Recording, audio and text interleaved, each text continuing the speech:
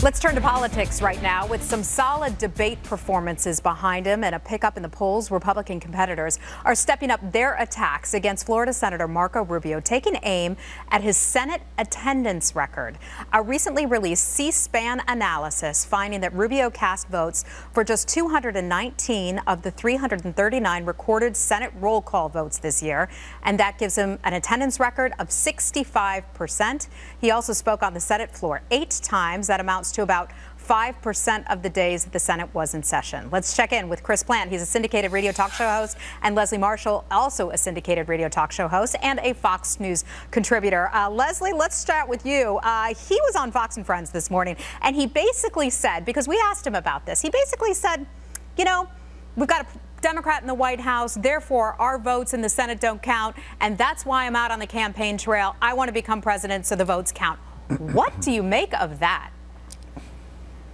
That's sort of saying, everybody who voted for me in my current position, sorry, I can't give you my time. I think it's a very lame excuse. And actually, there is no excuse. Anyone who is elected pretty much left or right to the House or the Senate might run for a higher office or maybe a different office like a governor, a gubernatorial position in their own state.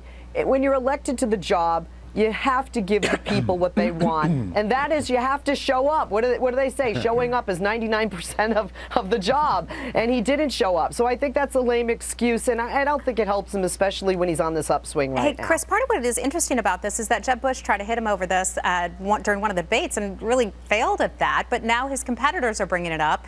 Are they starting to get some traction? Well, I think it's a legitimate thing to hit him on. Let me say that to start with. You are paid to show up, and 90% of the job is showing up, I think Woody Allen said.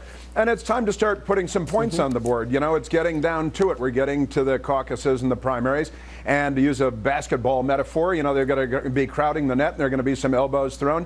And let me also say, if this is all they've got to go after Marco Rubio on, it's not really all that big a thing to hit him on. It's legitimate, but you know, what about Hillary and Barack Obama and Hillary last time around? Both of you, I'm so sorry. We have some breaking news coming out of California related to Bill Cosby, so we're going to have to leave it there.